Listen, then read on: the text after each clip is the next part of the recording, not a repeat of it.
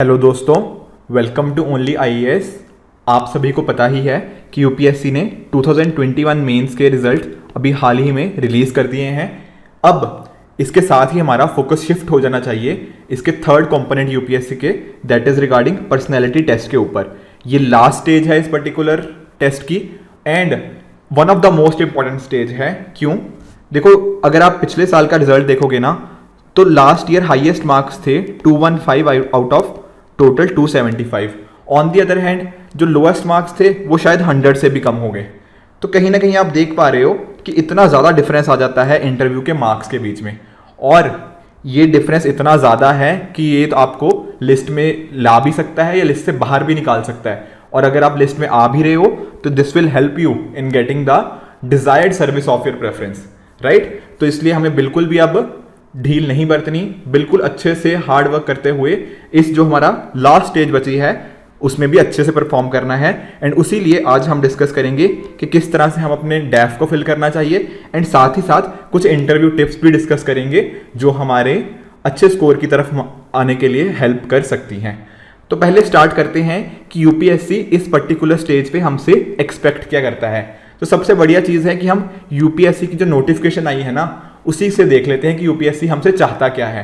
देखो, इसके अंदर स्पेसिफिकली मेंशन्ड है कि पर्सनैलिटी टेस्ट में आपकी स्पेशलाइज्ड या जनरल नॉलेज नहीं चेक हो रही। This has already been tested through their written papers.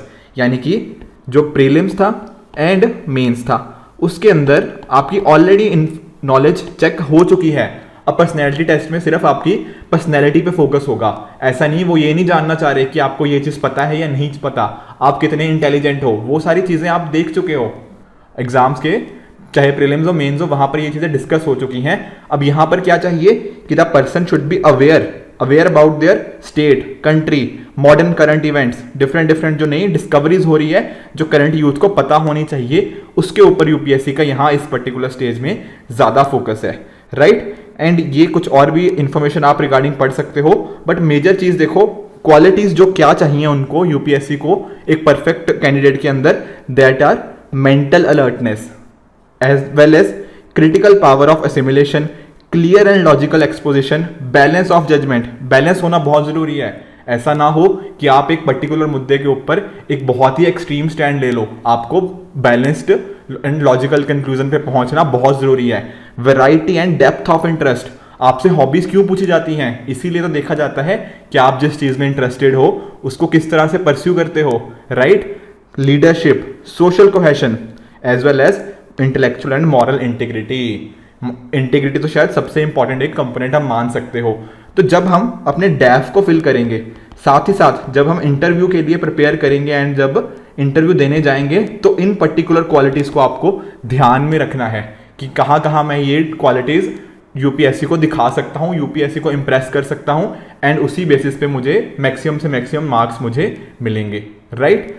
And lastly उन्होंने बोला भी है कि this is more of a conversation, and ऐसा नहीं है कि आपका क्रॉस एग्जामिनेशन नहीं हो रहा, ये कॉन्वर्सेशन की तरह आप इस चीज को ट्रीट कीजिए, ठीक है। अब जरा देख लेते हैं कि डैफ में हमसे पूछा क्या क्या जाता है। देखो, डैफ में ना आपके होम के बारे में पूछ लिया जाएगा कि आप कहाँ से हो, राइट। उसके साथ ही साथ पेरेंट्स के बारे में कुछ इन्फॉर्मेशन होती है। एम्प्लॉयमेंट, आपने कहाँ पे वर्क किया है, कितने साल या कितने महीने काम किया है। एजुकेशन के ऊपर, ऑप्शनल के रिगार्डिंग, इंटर्नशिप्स के regarding, awards and achievements, scholarship, और भी बहुत सारी चीज़ें हैं। पर एक बार थोड़ा ध्यान करो कि ये हमसे क्यों पूछ रहे हैं कि एम्प्लॉयमेंट क्या है, एजुकेशन क्या है। देखो, इनसे ना ये जानने की कोशिश कर रहे हैं कि स्टूडेंट का एक तो बैकग्राउंड क्या है, और जो बैकग्राउंड में उसने क्या क्या डिफिकल्टीज फेस करी। जैसे एम्प्लॉयमेंट की बात कर लो, तो जहाँ पे आपने मान लो कहीं पे काम किया है, तो डेफिनेटली कुछ चैलेंजेस आए होंगे ना वहाँ पे एम्प्लॉयमेंट में।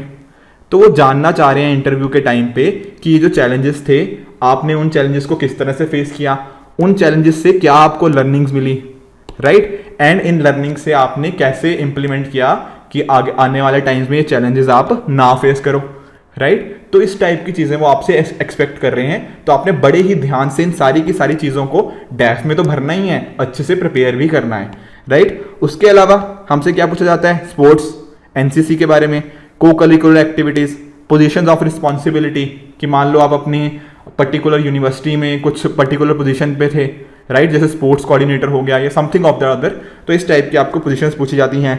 हॉबीज़ के बारे में जाना जाता है, प्रीवियस अटेम्प्ट्स कितने थे, and service and cadre performance preference. तो कैडर में भी ना आपको बिल्कुल ध्यान से भरना है कि कौन सी, जैसे टोटल 5 डिफरेंट कैडर्स होते हैं कि उनमें कौन सी आपको फर्स्ट पे डालनी है प्रेफरेंस, कौन सी सेकंड पे, and same way in services की आईएएस कहाँ डालना है, आईपीएस कहाँ डालना है, आप अपने इंटरेस्ट के बेसिस पे एंड इन पर्टिकुलर सर्विसेज को थोड़ा और डिटेल में जान के कि इस पर्टिकुलर सर्विस के अंदर किस टाइप का काम आपको फ्यूचर में करना पड़ेगा, उसके रिगार्डिंग जानकर आप ये सारी प्रेफरेंसेस साथ में भर सकते हो। आगे चलते हैं। देखो डैफ में ना जब भरना है ना तो आपको बहुत ही कंसाइज मैनर में चीज़ें भरनी पड़ेंगी। ऐसा नहीं है कि आप पैराग्राफ फॉर्म में लिखने लग गए कि in 10th class I was the school coordinator this this this, ऐसा नहीं, बिल्कुल to the point concise manner में लिखना है कि जैसे कोई भी एग्जांपल हो ना तो डायरेक्टली जो पॉइंट है उस पर डायरेक्टली आना है। ऐसा अगर पैराग्राफ में फॉर्म में लिखने जाओगे तो जो यूपीएससी की तरफ से जो भी मेंबर्स हैं वो आप में इंटरेस्ट उनका नहीं बनेगा, हो सकता है वो इतना शायद पढ़ना ही ना प्रेफर करें।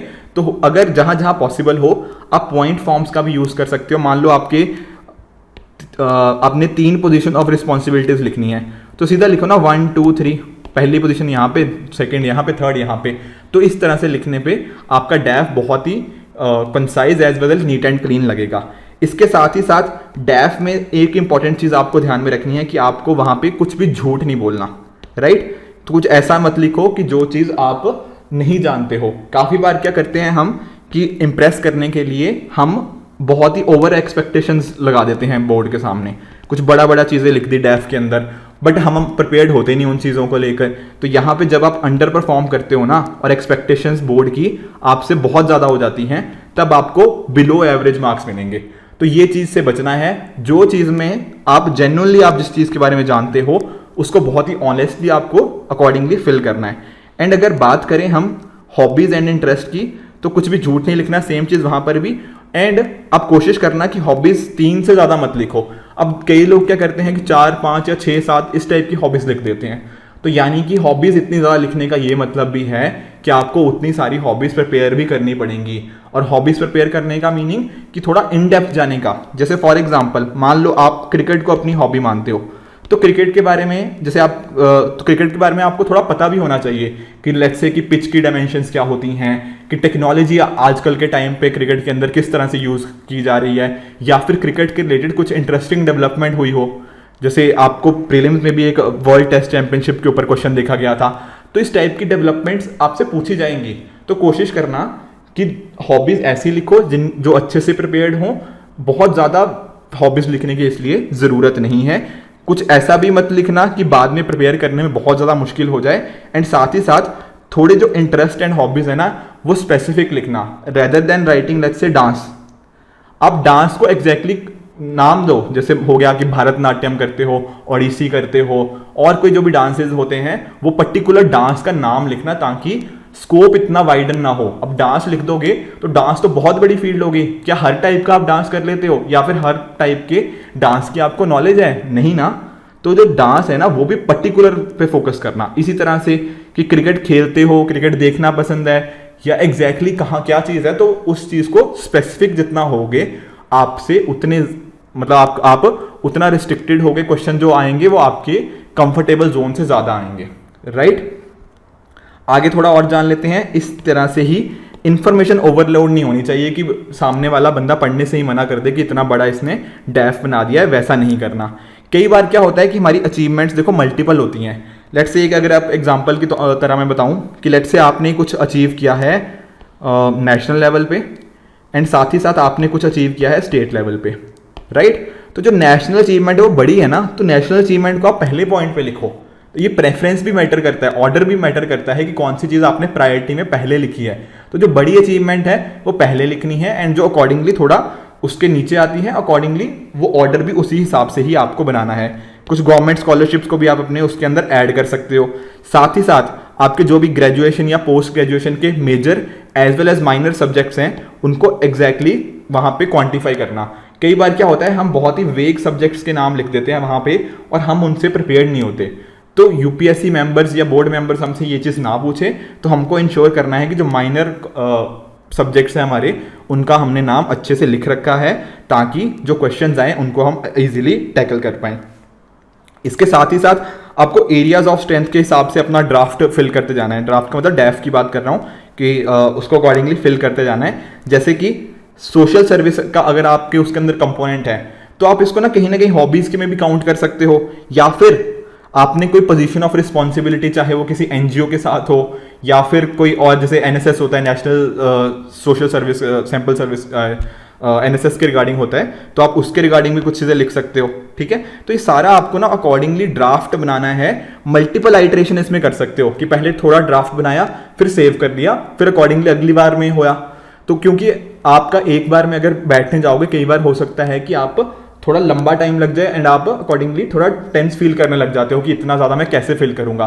तो आप थोड़ा सेव करके फिर अगली बार में बाकी भर सकते हो, बट बहुत ज़्यादा टाइम भी वेस्ट नहीं करना। ये भी ना करना कि अब 4 दिन, अगले जो भी 5 दिन जितने भी हैं, आप सारा दिन बस इसी के अकॉर्डिंग लगे रहो। देखो ज़रूरी है, टाइम देना ज़रूरी है, बट इंश्योर करना कि टाइम वेस्ट ना हो। ठीक है, क्योंकि हमें आगे और भी चीज़ें प्रिपेयर करनी है इसी के रिगार्डिंग। राइट, आगे चलते हैं। देखो डैफ जब एक बार भर दिया तो फिर डैफ को ना लेके बैठना है और समझना है कि इस पर्टिकुलर डैफ से मेरे से क्या क्या क्वेश्चन पूछे जा सकते हैं। जैसे कि आपने जैसे जॉब के बारे में बोला, या फिर एजुकेशन में, या डिफरेंट जो पोजीशंस ऑफ रिस्पॉन्सिबिलिटीज होल्ड करी हैं उसके रिगार्डिंग वो आपसे पूछ सकते हैं कि कौन से आपको वहाँ पे चैलेंजेस फेस करने पड़े थे, उनसे आपने क्या सीखा, आपने किस तरह से टीम बिल्डिंग एक्सरसाइज करी, या डिसीजन मेकिंग पे किस तरह फोकस किया। जो हॉबीज़ हैं उनके रिगार्डिंग कि कोई आपकी हॉबी है तो वो क्यों है, किस तरह से डेवलप हुई, क्या हमेशा से आपकी ये हॉबी थी। तो ये सारे के सारे क्वेश्चंस आपके प्रिपेयर होने चाहिए, एज वेल एज कि करंट हैपनिंग्स क्या हैं, कि हॉबी जो आपने कोई भी लिखी है, गार्डनिंग, एनीथिंग, तो उसके बारे में कुछ नया हैपन हो रहा है तो आप उन करंट अफेयर से भी वेल फेमिलियर होने चाहिए। राइट, इसके लिए ज़रूरी है कि आप चीज़ें सच लिखो। जो आपकी सच में हॉबी है वो लिखोगे तो आपको ऐसा नहीं लगेगा कि बहुत ज़्यादा चीज़ें प्रिपेयर करने के लिए हो गई हैं या फिर आप ब्लफ कर रहे हो। तो जब आपने सच चीज़ें लिख रहे हो ना, तो आप कॉन्फिडेंट भी उसमें उतना ही ज़्यादा फील करोगे। राइट, तो इसको बोलते हैं कि ड्राफ्ट से क्वेश्चंस को प्रीएम्प्ट करना। और जितना आप अच्छे से डैफ को लेके बैठोगे उतना अच्छे से आप क्वेश्चंस को प्रीएम्प्ट कर पाओगे। फिर वहां पर जब इंटरव्यू के टाइम आपसे क्वेश्चन पूछे जाएंगे, आपने ऑलरेडी उन क्वेश्चंस का आंसर अपने दिमाग में प्रिपेयर कर रखा होगा एंड उसी के बेसिस पे आप उन क्वेश्चंस का अच्छे से आंसर कर पाओगे। राइट, तो क्वेश्चंस, इंट्रो क्वेश्चन जो होते हैं, जैसे for example tell me about yourself, काफी बार इंटरव्यू यही से स्टार्ट होती है कि वो आपके बारे में थोड़ा और जानना चाहते हैं यूपीएससी बोर्ड मेंबर्स। तो इसलिए इस पर्टिकुलर क्वेश्चन को थोड़ा आप अच्छे से प्रिपेयर करना। एंड कहीं ना देखो, ये बहुत ही एक ओपन एंडेड क्वेश्चन हो जाता है, टेल मी अबाउट योरसेल्फ। आप चाहो तो जिस डायरेक्शन में लेके जाना चाहो उस डायरेक्शन में आप इस क्वेश्चन को लेके जा सकते हो। फॉर एग्जाम्पल, आपसे पूछा टेल मी अबाउट योरसेल्फ, आपने थोड़ा सा अपने बारे में बताया या जो भी आप बताना चाहो। उसके बाद जब आप बता रहे थे ना, आप हो सकता है कि आप ना इस तरीके से उसको ले जाओ कि from the very childhood I have been interested in social service. ठीक है, तो अगर आप इस टाइप का कुछ कंपोनेंट बनाना चाहो, तो जैसे आपने ये लाइन बोली कि मैं चाइल्डहुड से ही सोशल सर्विस की तरफ थोड़ा इंक्लाइंड था, अगर इस टाइप का आप कुछ बना रहे हो तो जो वहां पे बोर्ड मेंबर्स है ना, उनको लगेगा कि सोशल सर्विस का ये पूछ रहा है, बता रहा है सोशल सर्विस के रिगार्डिंग, तो क्यों ना इससे पूछा जाए कि एग्जैक्टली इसने किया क्या है सोशल सर्विस के अंदर। तो यहां पर आपने उनको ट्रिगर किया कि आप हमसे ये क्वेश्चन पूछो। तो इस तरह से आप एक पर्टिकुलर डायरेक्शन में अगर आपने इंटरव्यू को लेके जाना चाहते हो अपने स्ट्रॉन्ग एरिया की तरफ, तो वहां पर भी आप टेल मी अबाउट योरसेल्फ में आपको अच्छी अपॉर्चुनिटी मिलती है, क्योंकि ये एक बहुत ही ओपन एंडेड है एंड आप वहां पे कुछ ब्राउनी पॉइंट्स भी स्कोर कर सकते हो। राइट, इसके अलावा आपको कुछ एचआर क्वेश्चंस भी प्रिपेयर करने की जरूरत है, जैसे कि स्ट्रेंथ्स एंड वीकनेसेस के ऊपर फोकस करना, क्या एग्जैक्टली आपकी स्ट्रेंथ्स है या फिर क्या एग्जैक्टली आपकी वीकनेस है। और वीकनेस बस बता के छोड़ नहीं देना, वीकनेस के साथ आपको ये भी बताना है कि इन वीकनेस को ओवरकम करने के लिए क्या किया जा सकता है या फिर आप क्या अभी करंटली कर सकते हो। इसके साथ ही आपको जब इंटरव्यू में कुछ ऐसे क्वेश्चंस पूछे जाएंगे जो कि आपके कंफर्ट जोन से बाहर होंगे, आपको उन क्वेश्चंस का आंसर नहीं पता होगा या फिर बहुत ही टफ क्वेश्चंस भी आपसे पूछे जा सकते हैं। तो ऐसे क्वेश्चन से आपने घबराना नहीं है, आपने कॉन्फिडेंट रहना है। एंड अगर आपको आंसर उस क्वेश्चन का नहीं पता, आपने बहुत ही पोलाइटली एंड हम्बलनेस के साथ बोलना है कि I don't know the answer to this question sir. इस टाइप का कुछ आप अकॉर्डिंगली आप बना के उनके सामने प्रेजेंट कर सकते हो।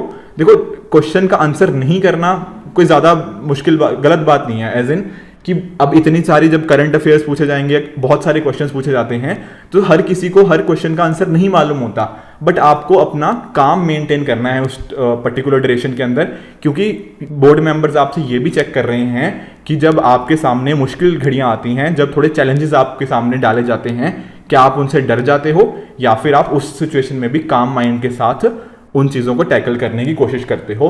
तो जो मैंने स्टार्टिंग में आपको क्वालिटीज़ बताई थी ना कि यूपीएससी आपसे क्या चाहता है, clarity of expression, thought, integrity, leadership, ये सारी की सारी इन क्वेश्चंस के थ्रू ही आप में टेस्ट हुई जा रही हैं। चाहे जब वो स्ट्रेंथ्स के लिए पूछ रहे हैं, वीकनेसेस के लिए, वो यही क्वालिटीज़ के ऊपर आपको चेक करने की कोशिश कर रहे हैं।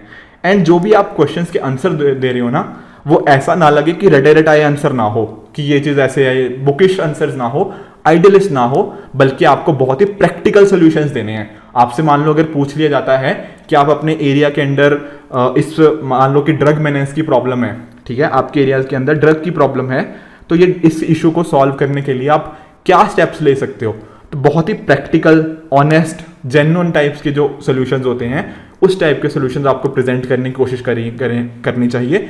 एंड आपको ऐसा करने पर डेफिनेटली अवार्ड भी मिलेगा, राइट। क्लैरिटी ऑफ थॉट के बारे में आपको मैं डिस्कस कर ही चुका हूं, ये तो डेफिनेटली एक क्वालिटी उन्होंने मल्टीपल टाइम्स अपने जो अपने ब्रोशर में जो स्टार्टिंग में नोटिफिकेशन के अंदर भी दे रखी थी, राइट। इसके अलावा कुछ सिचुएशनल क्वेश्चंस, इस टाइप के क्वेश्चन देखो काफ़ी रिसेंट टाइम्स में पूछने लग गए हैं आपको। जैसे आप मान लो एक पंजाब से कैंडिडेट है, राइट। अब पंजाब के देखो क्या इश्यूज हो सकते हैं, जैसे कि वाटर लेवल डाउन जा रहा है, ठीक है, उसके अलावा अनएम्प्लॉयमेंट का थोड़ा इशू है, साथ ही साथ और क्या इश्यूज हो सकते हैं कि जैसे ड्रग्स का ही इशू है, राइट। तो आपसे ये पूछा जा सकता है कि आप जिस एरिया से आते हो वहां पर उस पर्टिकुलर एरिया में क्या क्या इश्यूज आ रहे हैं, इसके साथ ही साथ गवर्नमेंट क्या कर रही है इन पर्टिकुलर इश्यूज को सॉल्व करने के लिए। फिर आपसे ये पूछा जाएगा कि अगर आप वहां के डीएम होते या फिर आप एसपी या एसएसपी होते, तो इन प्रॉब्लम्स को टैकल करने के लिए आप कौन से स्टेप्स लेते। तो इस टाइप के क्वेश्चंस आपको अपने एरिया के आसपास के बहुत ही अच्छे से प्रिपेयर होने चाहिए, क्योंकि रिसेंट टाइम्स में इस टाइप के क्वेश्चंस काफ़ी ज़्यादा जो होते हैं ना, सिचुएशनल क्वेश्चंस काफ़ी ज़्यादा पूछे जाते हैं। इसके साथ ही साथ कुछ और क्वेश्चंस, जैसे कि आपकी जो भी सर्विस प्रेफरेंस है, कि आप आईएएस ही क्यों फर्स्ट प्रेफरेंस की तरह सोच रहे हो, या फिर अगर देखो चलो आईएएस तो मोस्ट स्टूडेंट्स का होता ही है, बट अगर आपकी कोई डिफरेंट प्रेफरेंस है ओवर फर्स्ट सेकंड थर्ड, जो नॉर्मल ट्रेंड से अलग है, तो आपको स्पेसिफिकली अपना इंटरेस्ट उस फील्ड के अंदर शो करना पड़ेगा कि ये पर्टिकुलर रीजन है जिसकी वजह से मैं इस फील्ड को अपनी प्रेफरेंस मानता हूँ। उसके अलावा आपके जो ऑप्शनल सब्जेक्ट्स हैं उसकी भी आपको अच्छे से जानकारी होनी चाहिए।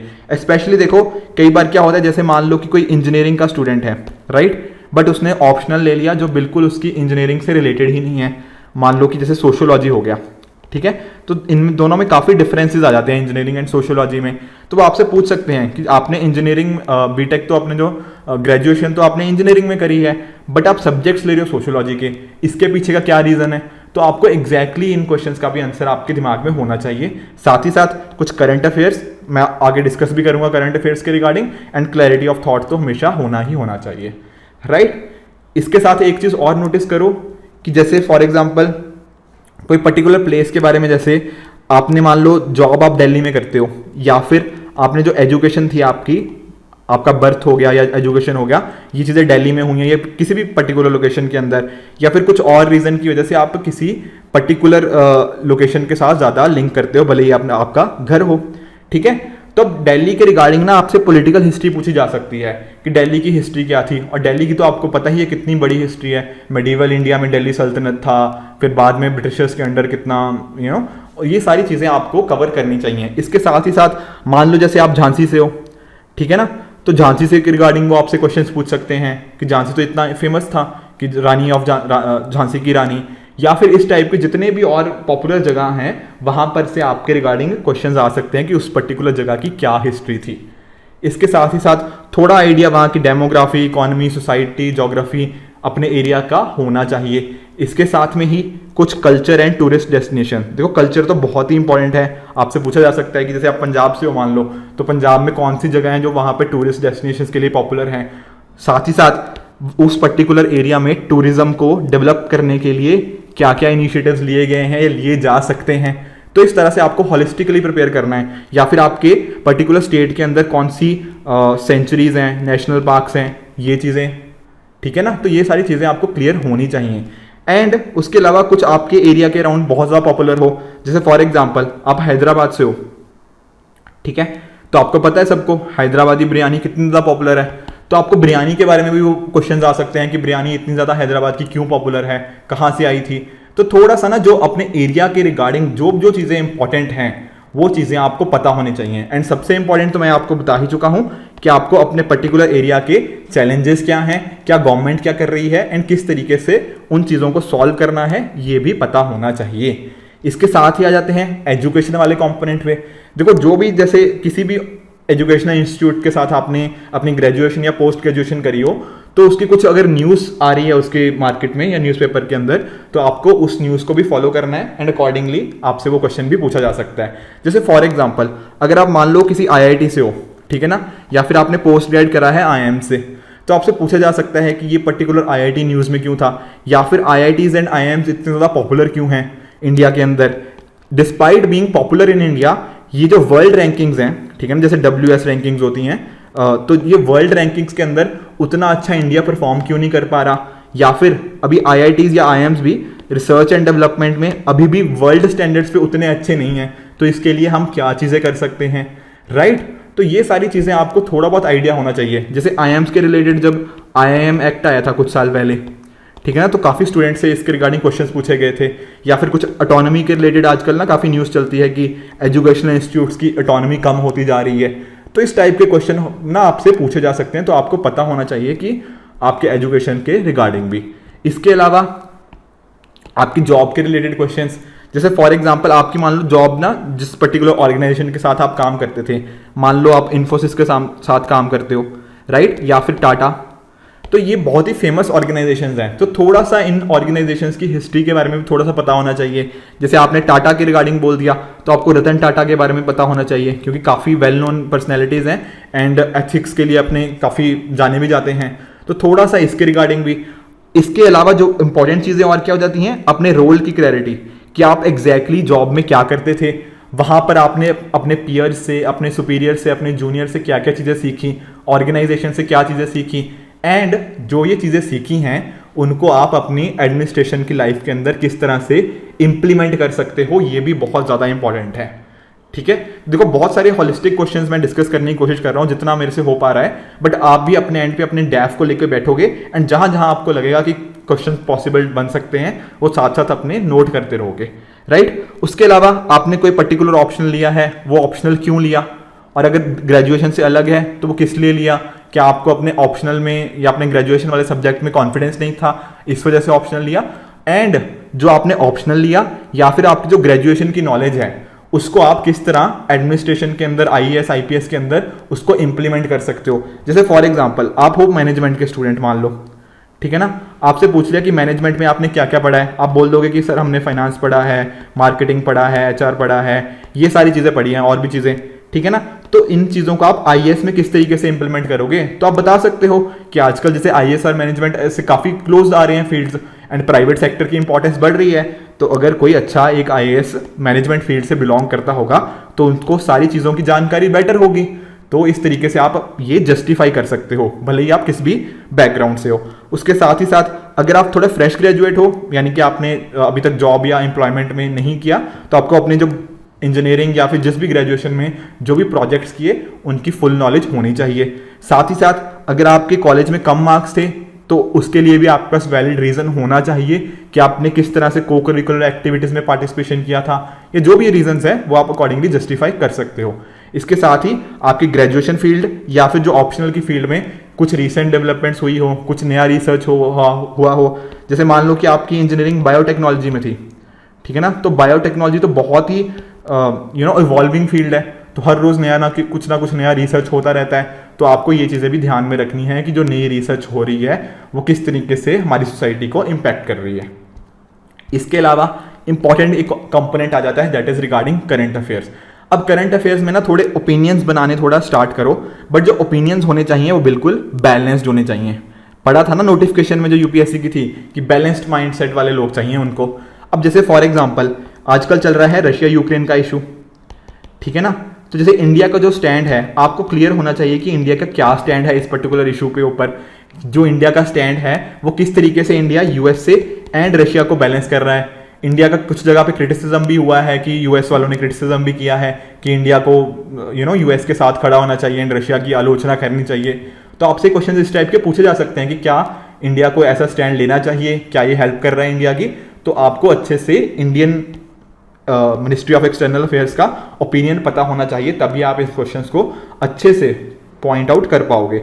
जैसे अभी रिसेंटली हिजाब इशू जो चल रहा है, ठीक है ना, जो कर्नाटका हाई कोर्ट ने इसके रिगार्डिंग जजमेंट दी है, तो आपको कंट्रोवर्सी में ना जाके आपको समझना है कि क्या इसके पीछे हाई कोर्ट ने जो डिसीजन दिया वो किस तरीके से हमारे सेकुलरिज्म के साथ लिंक्ड है या नहीं है, राइट। तो ये सारी चीज़ें आपको पता होनी चाहिए कि किस तरीके से इन कंट्रोवर्शियल इश्यूज को आप एक बैलेंस तरीके के अंदर उसका आंसर दे सकते हो।